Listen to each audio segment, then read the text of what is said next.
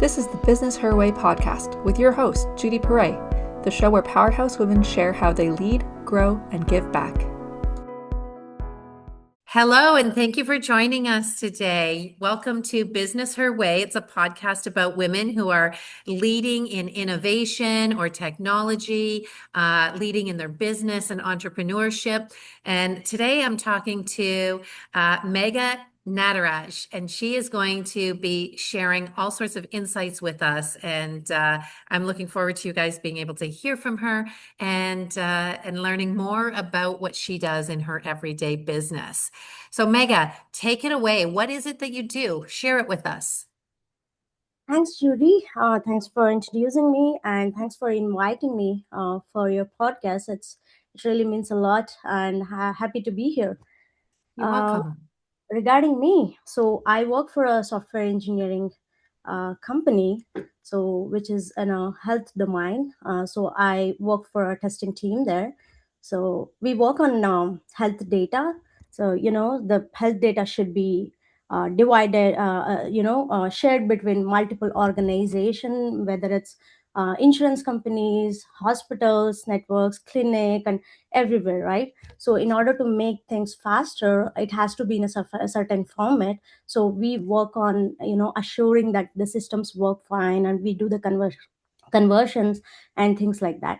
So that's where our company comes in, and I'm in the testing team. So we are kind of a last line of defense for the software that goes out.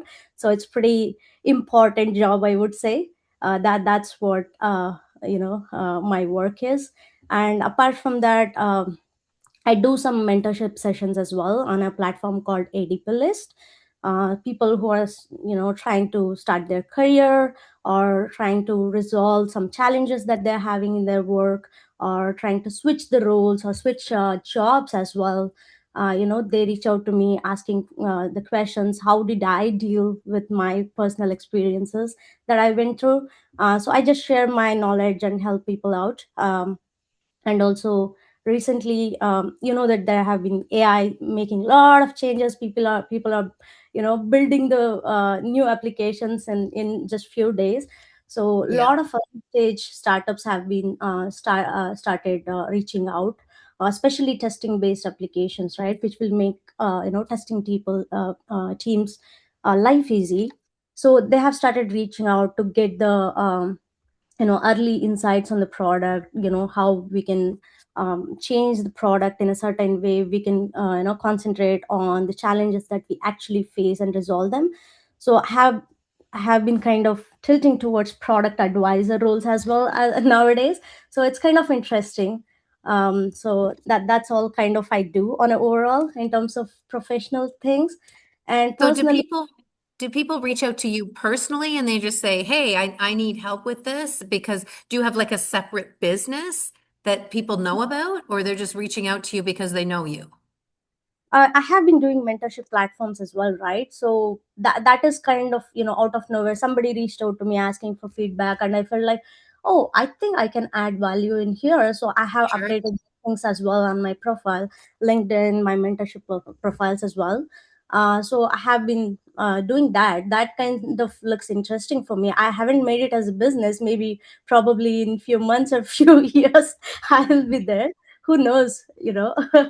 Well, that's what happens though, is you find yourself in this unique ability. You have this skill set, and a lot of people tend to sort of grow their businesses or their side hustles or their side business based on what they're passionate about, right? And what they're really good at. And I find that when you're really good at something, you become very passionate about it. Yeah, 100%, 100%. Even the job, if you don't love a job, it makes it so hard to go through the career, right? So if you love your 100%. you have a passion towards what you work on, it doesn't feel like a work at all.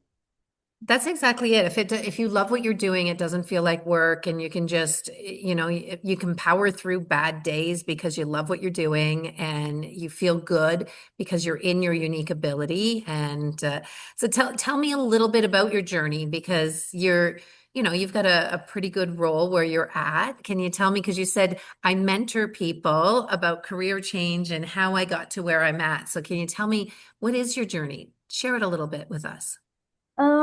Yeah, I come from India, from a small place in India where, I never thought I would do engineering at all. Initially, I would say, but Right? with the amount of dedication that I had, my sister and my dad kind of decided that no, you should take science. You will be good at it. I was like, okay, sure. Then once I was interested to put myself out there. I wanted to make a difference wherever I am there, so they saw that ability in me, and then they said, no, you can deal with this, you can achieve this, you have to go in this route.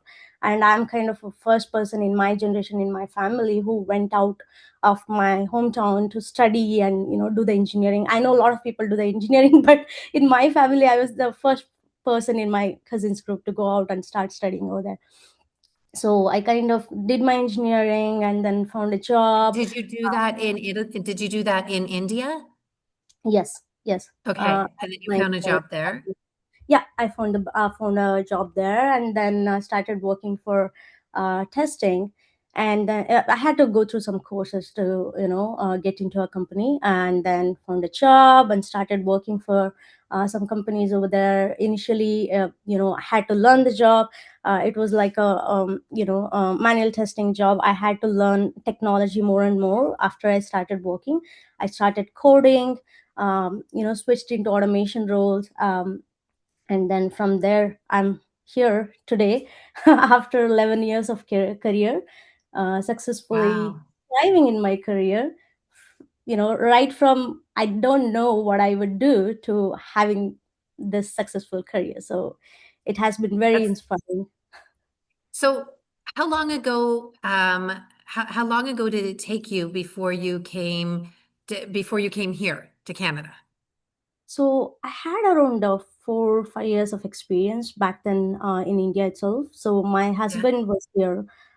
We found each other on the matrimony site, and then we started talking to each other. And then we felt like, okay, we feel like we are really good for each other. Our thoughts really synced, and we were like, okay, let's talk to our families. And then we made our families meet, and we went through the marriage rituals and everything. So after that I came to Canada. I started job here. Even you know how much difficult it is to find a job here, right? So I Hmm. started with a company. It was a virtual job, and also I'm not in Toronto. I won't be able to travel to work because it will be huge amount of commute each day if I have to travel to Toronto. So I had to Right. look for remote jobs at that time. And then back then it wasn't COVID. Pretty much I started before the COVID, just before the COVID. So Yeah. there was no lot of remote roles at that time. And then we had to make a choice between should we move to Toronto or should we stay back in Barrie. Like, Hmm. no, I think I like Barrie, so I want to stay back in here. I don't like traffic. I'm done with traffic. Well, and the train service is so great from Barrie to Toronto. You don't necessarily need to be in the city to do great jobs. Yeah, 100%. I agree with that. For me, I kind of have a travel sickness as well. So I'm like, no, I want to stay back in Barrie. I like, the silent places in Barrie, go spend Hmm. my evenings and everything. So I kind of like the city. I said, no, let's try for remote jobs and see what happens. And then I found a job. I started. Initially it's very hard to find a job in Canada because they as an immigrant, when we come in, they ask for Canadian experience basically. So Yeah. when you don't have Canadian experience, it becomes really hard to find the job. So I started with some job, and that it was pretty hard to go through the job because it didn't had a lot of freedom to work, because they had they used to make use of some software which would track your screen, and how much keyboard you hit. All those thing data will be considered, and based on that, if you're not active for half an hour or 1 hour, you wouldn't get paid through the software and things like that. It was a micromanagement kind of thing. But yeah, so it was my first job. I didn't know what to expect. So I went through the job, and then COVID happened. So there were a lot of layoffs and everything. So I started looking for a job where I felt like more secure with my Yeah. job. And then found some contract jobs as well. I did. So I led some projects, testing based projects. Yeah, I have been enjoying with my work after that. And in your field too, being that you're in quality assurance and testing and whatnot, and I love testing. I used to be an instructional designer, and I remember I worked for a large bank, and we were developing a course on mortgages, just on mortgages. It was all web-based training and whatnot. Um, my team did the quality assurance on it. So our goal was to go in and break the course. Just go in and play with it and click this button and do this and break it. And that's fun, when you can actually find just like in gaming too, there's always kids go on there and they usually have the kids test it because they're the ones that are going to push every button. They're going to push every button on there. And for us in quality insurance and in testing, and I know in programming, you probably can run scripts, you can probably do a bunch of things that say, oh, here's a point of failure, or here's a point of failure. And it's such an important role because I don't know how many people do their business, make changes, throw it over the fence, and don't test it. And Oh oh yeah, my goodness, that's how lot of businesses fail. That's how businesses fail. So, like, your role in testing is so important. yeah. Tell me something about a project that you really enjoyed that I don't want to make this sound like a job interview because it's not, but tell me something really cool about, something that you may have done that isn't publicly aware or that people don't know about that, maybe when you were doing it, you thought, man, I'm pretty good at what I do. Okay, I'm sure whatever the story I share, pretty much everybody working in the QA industry would resonate with it. So, not a But not particular. everybody here's there. Not everybody here's in QA. So tell us, because we're curious. So pretty much when we are working with a project, the way we look at the software is completely different. As you said, we break things, right?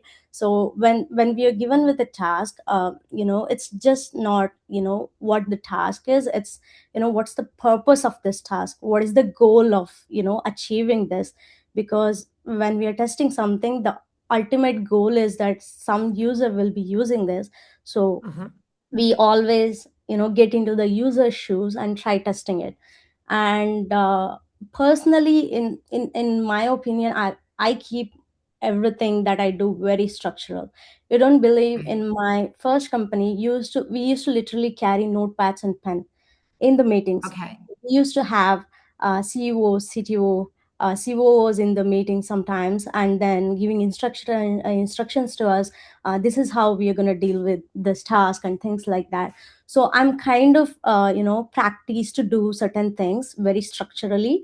Right. That if there is something that's been discussed with me, I'm sure there is some documentation around it. I have something documented. I have the ways of saving things structurally, that if somebody comes to me out of nowhere and asks me about, do you remember we had this conversation? Yes, I know, I have something written for this, and you you have reached the right person. So that kind of things, having everything structured, because we deal with multiple things. For Right. a QA engineer, I think it's not one single feature, it's the whole system. That's how we look at Right. it. So in order to deal with all the features in the system, of course we will have to deal with multiple people, multiple concepts, and how the system works overall. So we kind of have to deal with lot of information. I cannot say that how this particular feature works. I don't know because I haven't tested it because so I need to understand the whole system. So it's kind of a lot of information. In my way, how I do it is I try to keep it structural. If I'm there, I'm gonna make a difference. So that kind of an attitude I have been having throughout my career. Well, and that's very systems oriented, right? Is making sure that you are consistent. And if you're consistent in your systems and your naming conventions and all of the things that you do, or even your processes, if you're consistent in your processes, you're always going to do things in a specific way that when something is abnormal, you catch it right away Yeah. because you have a process and you follow it. I'm a big process nerd. I love processes. And I'm always saying to my team, like, can we document that? Can we write down what the process is? And so can we document that conversation? Because you're going to forget.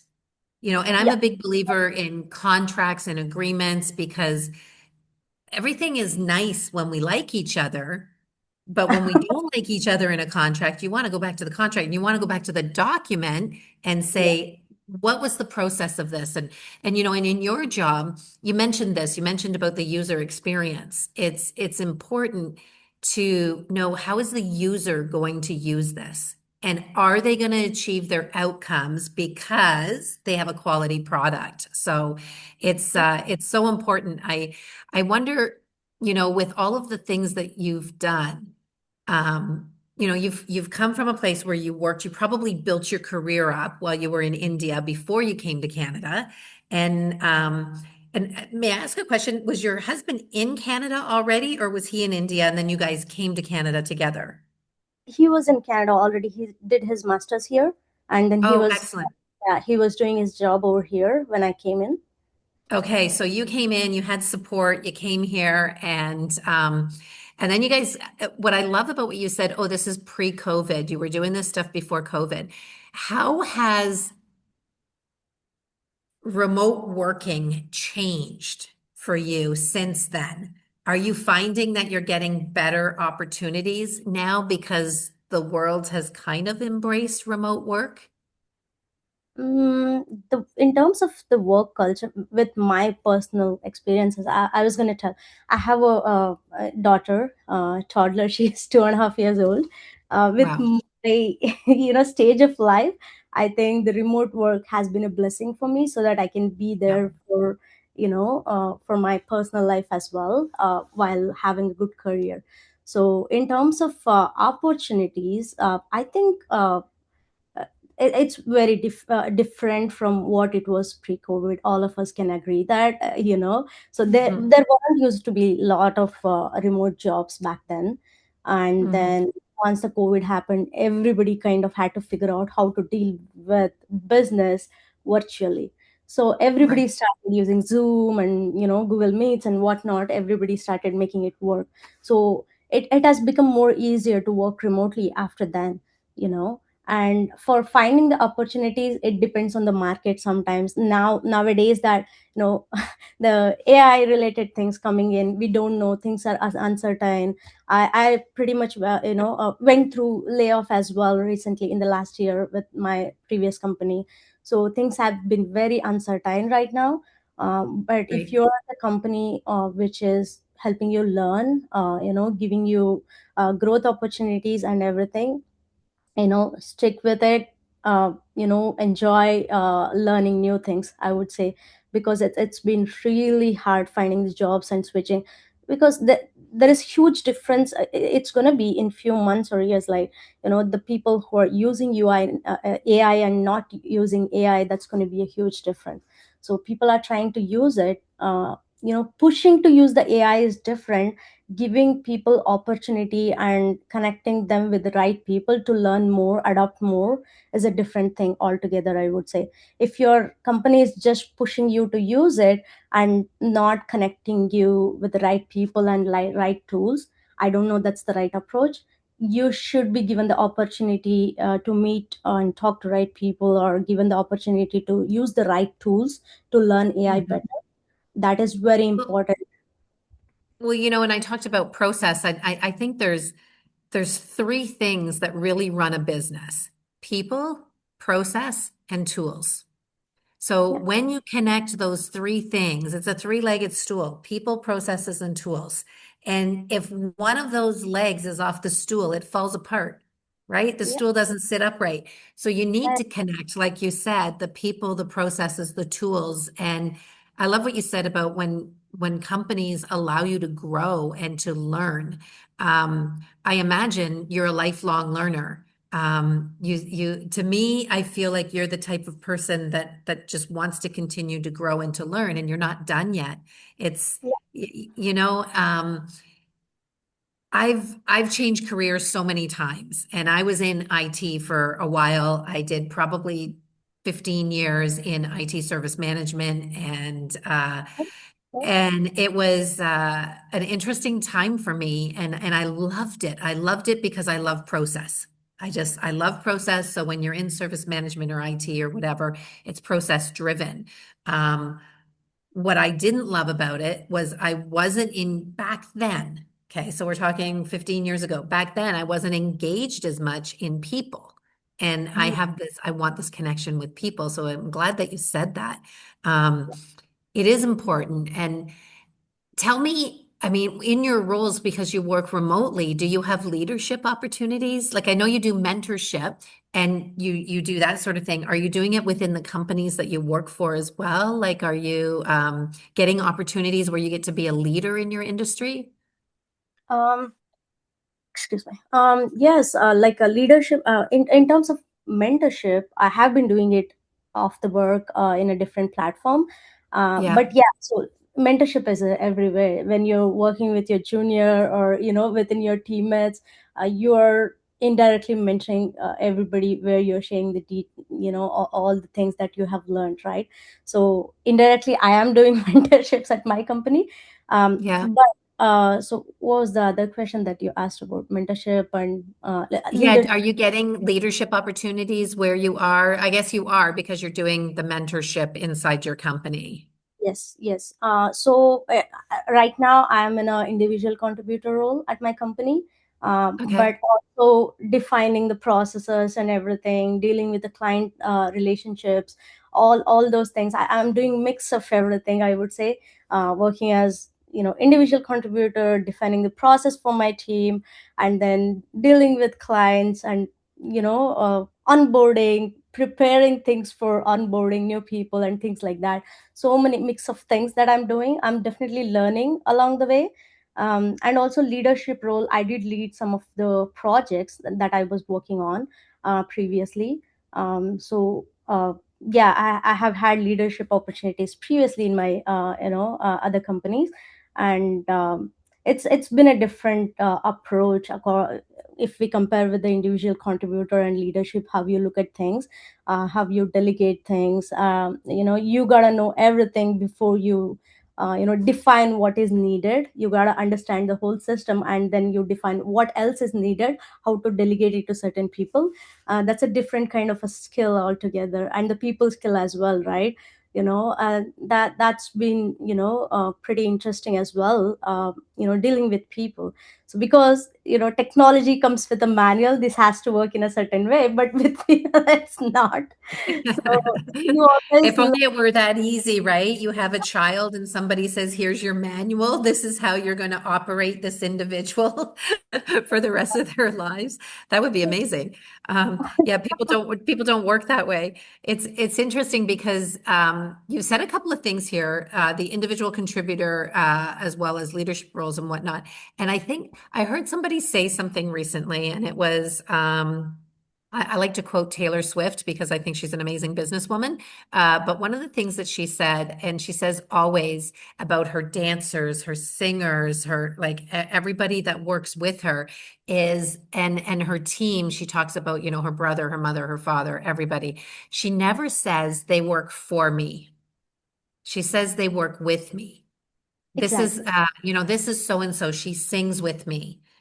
We sing together. And that's a true sign of leadership. It's not about whether you're the boss or not, it's how you project on others, right? And how you present in front of them. And I think that it's so important um, that we define leadership not so much as a role, but Yeah. as a mental space. Yeah, exactly. How a leader behaves in a team makes a huge difference on how the team works, right? How it thrives. So if the leader is not leading well, leading in the sense, as you said, work with us well, then things are gonna be chaos always. So if the leader is, working with us really well, then working along with us, then it's going to be like, oh, we all of us are working together towards a single goal. Let's put, my part as well there, right? It's going to be like that. So even the leader working from that perspective makes a huge difference for sure. Yeah. Yeah, 100%. If you think back on all of the stuff that you do, like that you just do in a team and whatnot, what do you think is the one or two things that people come to you for when they're stuck? um Pretty They much say Omega has the answer. pretty much when people want to find the details about certain conversation, like what did we talk about this particular thing back then, what was defined, and what were the situation at that time, who said what kind of a thing. I am the person who knows everything. How here is what was the situation was, and here is what decided on, because we had these constraints that we defined these things. So those kind of a thing. And as I said, I always keep everything structured. If I'm there, then I know, pretty much all the things that I have been a part of. So people Right. come to me for that. And in terms of mentorship, of course, I have also been through the same path as so many other QA engineers are going to, right? So I kind of help them with my experience, how to deal with the interviews and what is being expected of. So the expectations companies change very rapidly, right? Mm-hmm. So you don't Mm-hmm. know based on what I am working today, and if I were to hire a new person, what would I look in them, right? So what kind of capabilities, what kind of mentality of people that I will be looking for when I'm hiring for somebody. That's exactly how I teach my mentees as well. When I talk to them, this is exactly what industry needs now. This is exactly the skills that you need to concentrate on now. So those kind of things. So can you think of maybe two or three skills that our listeners should be concentrating on if they want to, say, succeed in the industry that you're in? 100%. So I'm going to talk about AI again here. So I have seen a lot of people talking about, things are going to change rapidly and then we will lose all our jobs and things like that, right? But you don't know the future. You can only predict, but you don't know what's going to happen. But all you can think about right now is, keeping yourself ahead of the game. So Yeah, by learning new technology, new skills, whatever is there in front of you, we can try concentrating on that. So if there is a new technology, it's not the first time that there has been a new technology. It has happened, through the years, right? So many new technologies came in. People have adopted to new technologies, learned it, started using it. So I know that it's not same as before, because it's changing rapidly now. yeah, But you can stick to the basic principle of being thorough with what you do, being disciplined with what you do, and then try to add value, make difference wherever you are. So those basic things still are appropriate for this times as well, and that will get you all the success you need. If things are meant to be, it will come to you. Because right, sometimes you put the hard work, it doesn't work out, because it depends on so many other things: the team that you're in, the company that you're in, the company, the phase of the company as well. If the company is not growing at all, then how will they give you opportunity to grow, right? So 100%. on so many other things. So all you can do is you put the effort. Whatever you can do, you can do it. In front of you have you have new technologies in front of you. Concentrate on learning them. See how you can add value. Try building some apps. You know, try solving some problems with technology. Even now, I know everybody is using technology, but only some people are trying to make use of it 100% and resolve the challenges through it, right?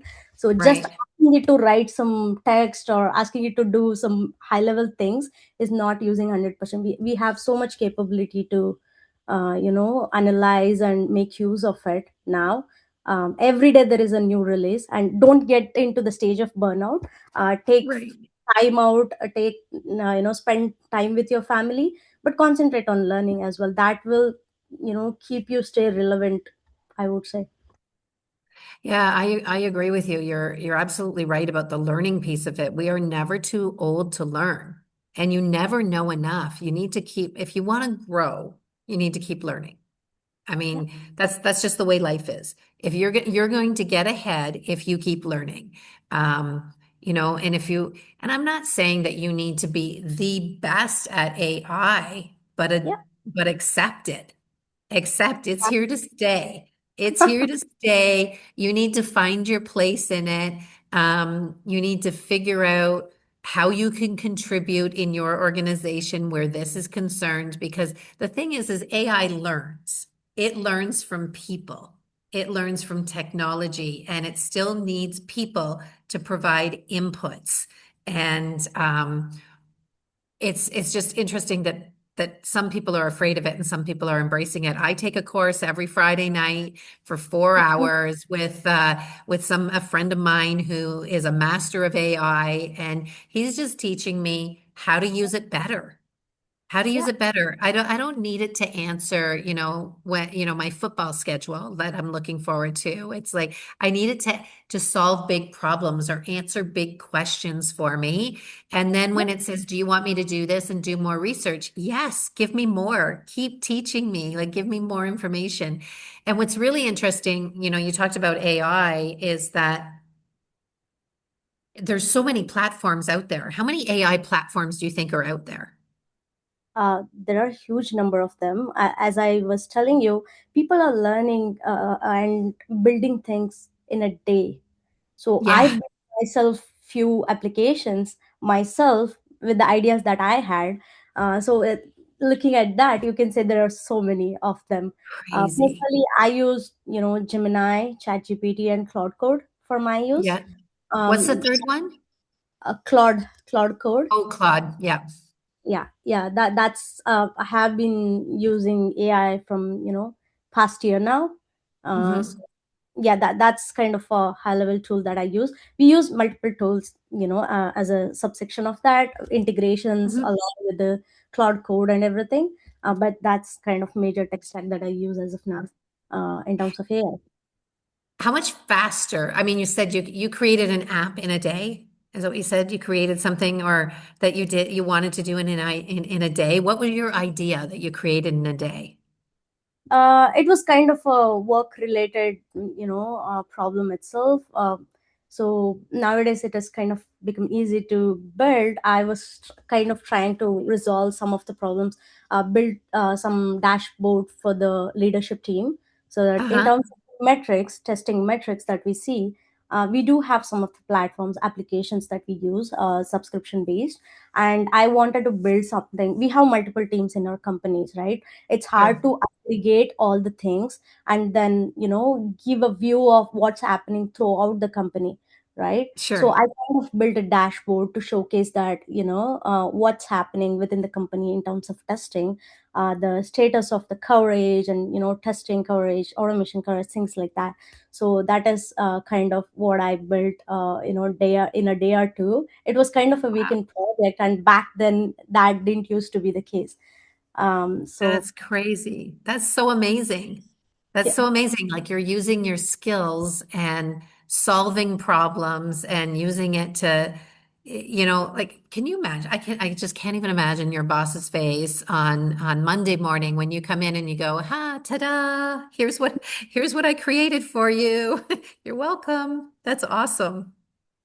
Yeah, That's so that's things have been crazy for sure. That's why it was important when I mentioned don't get into burnout phase.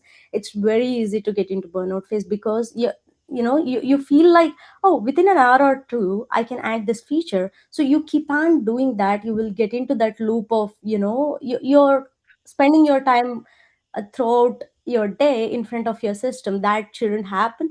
I think now right. I am at a stage of my life, everything is priority. I want to, Mhm. learn in my career. I want to have that personal time as well because my daughter is growing. So yeah, Right. she used to say watermelon for watermelon, and the other day she started saying watermelon. I was looking at my husband saying, "Oh my God, she's growing." Yeah. She's learned it. She's learned it, and she learns by watching, just like everybody. Exactly. That's So that's that's I just amazing. don't want to let go of this phase of my life, I I don't want to know. go so fast. And we try to cherish our moments each day. especially, we are used to taking naps in the afternoons and in the weekends. When my daughter is still sleeping, and me and my husband will be sitting in the silent afternoon, looking in the backyard, sitting on our dining chairs, and we take the topic of, oh my god, life has changed a lot. Didn't we dream Mhm. about this life few years ago? And we make sure we cherish what we are going through even today, right? So that is so That's so important. good. It's so important. You're right. And it is important to just breathe it in, to just Yeah. enjoy it and Take just a breath. Things are running so fast in the brain, we forget to take a breath, right? yeah, that's exactly it. And you said you cherish the afternoon nap. You can spend time with your husband. I cherish the nap myself. Like I take an afternoon nap because my business is growing and it's so fast all the time and my brain is always working. And by around 3:30, I'm tired. And so I just go have a 20-minute lie down where I just close my eyes and I breathe and I rest. And then at 4 o'clock, I can get back to it. I have to take that break every day, that break, or just to enjoy a moment. And like you said, sitting, looking in your backyard, sitting out on the porch, having a tea, like just these moments are way more important than the businesses that we're growing. It's because we are, like people process tools, the people still matter, right? And that part of the business still matters. I mean, a lot of successful women are looking to kind of keep their income, but with less hours worked. So they invest in stocks, bonds, cryptos, real estate, stuff like that. What are your thoughts on investing outside of your employment or business? It's very important, because you don't have to keep on working throughout your life. Because I have seen my parents work throughout their life. When I was 15, I made this decision that I am going to be working towards making our financial status better. And Hmm. then by the time I was 25, I had started earning. And then, recently me and my husband decided that, oh, I think we should let them take rest, enjoy their life as well. They have been, working throughout their life. We told them to, stop the business, whatever they had. And then we ask them to, enjoy their life now. Don't think about paying the bills. Don't think about Yeah, money now. You have thought about it your whole life. Go on right. vacations. So those kind of a thing. uh, so now I understand that more now. I mean, I'm not saying that they haven't invested or all those things. They have invested in us, right? Yeah. Their time, And you're energy. the future. Yeah, exactly. And that's what my goal is too, that I take, retirement and spend time with myself as well, not just work throughout my life. In order to do that, I need to invest my money. So maybe Yeah. it's, real estate. And we have been looking at, prospects of real estate and having the rental income. We do Yeah. get the rental income right now. And we have been investing in the TFSAs, RRSPs, and things like that. We Yeah. always in search of what more we can do, where we can Right. put our money, where we can safely, grow it. So things like that. Even my husband and I, we are kind of geeks in terms of money and everything. We have our financial sheets in the Google Sheets, which will get updated with the API calls and everything. So we have a shared accounts and everything, where we will see if he invests something. Recently we found some option where we can combine our investments and see in a single place. And then we were like, Nice. we looked at the whole investment and we were like, oh, we are doing good, we are not doing, bad. Okay. That's good. When we know that we both are investing and everything, we know each other's numbers. But when you look at it together as a family, that gives us a sense that, okay, how we are doing overall, right? So Yeah. we are very much into that conversation always. Plan about it. And given the situation that, I didn't had a lot of financial stability when I was growing. So I pretty Sure. much education loan to complete my engineering. I had to pay it back after getting the job and everything. So I kind of had to go through the interview in the bank as well to get my loan approved. So Exactly. yeah, so it's kind of like, I have been through those stages. Even Yeah, today, I feel so scared about if, 1 or 2 months, if our financial situation goes, have we spent too much? And I'll be in a panic mode. What are we doing? And then my husband he is also always the calmer one, and he will say, we are doing fine. Don't worry. We are earning that's well. good. Even if we lose jobs, we are capable of finding jobs. Why are you worrying?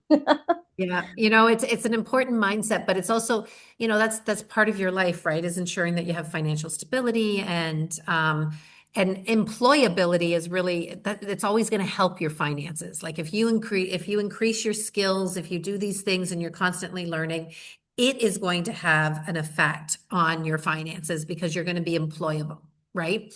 And Yeah. so there's like this sort of balancing of um always putting money aside and doing this for your safety net, but knowing that you are also a currency.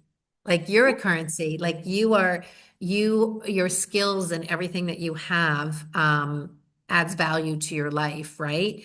I invest in real estate. People know this about me. And my favorite type of real estate is vacation properties, even though I do other things, but I and I think part of that is because I like to use the properties because I like to have that balance of rest and having vacations and doing that sort of thing. That's great. It's been lovely to have you here, especially talking about your journey and how you started in India and then you rebuilt when you came to Canada. Like you had to rebuild, you had to get yourself back up there and Yes. and now you live where you want to live. I'm a big believer in live where you want to live. Um, and I also believe that you don't have to own the house you live in. It's because you can own real estate somewhere else where returns are better. You don't have to live in the house you don't have to own the house you live in, so long as you eventually own something, right? And I love the idea of just living where I want to live, working where I want to work, and spending time with who I want to spend time with. And you have represented all of that, which is amazing. So thank you for sharing that. Um, Before we go, I just want to tell people how they can get a hold of you. How can people find you? They can find you on LinkedIn. Yeah, I have a LinkedIn profile. I have a profile on ADP list as well. If somebody is going through some of the challenges in their career, specifically with respect to testing or software careers, they can reach out to me. If there is anything that I can do, I'm happy to do it. And in terms of these things as well, I have started with the product advising roles as well. Yeah, that's the ADP list. Yes, so advice, ADP list. yeah, advising roles as well. So yeah, I can help in any way. It's possible for me. And I do wanted to mention that thank you so much for inviting me. I'm a big believer of Welcome. sharing the information and helping people grow, and this is kind of a thing that I completely enjoyed talking Well, about. I can't wait for you to share it with your friends when we have this podcast all completed, and then you can share it with your friends, and everybody can learn all about you and the things that you offer and the things that you do and the way that you contribute in your day to day. And I appreciate having you here. Thank you very much, and thanks for joining us. And so you can find Megha on LinkedIn or ADP list, and you'll be able to have her full spelling and everything on our podcast at the end. So we'll make sure that you have that information. And if you have any questions, always reach out to us at businessherway.ca and we will get you connected. It was wonderful having you. Thank you. Thank you so much. Means a lot. You've been listening to Business Her Way with your host, Judi Paré. Ready to share your story? Visit businessherway.ca/guest to apply.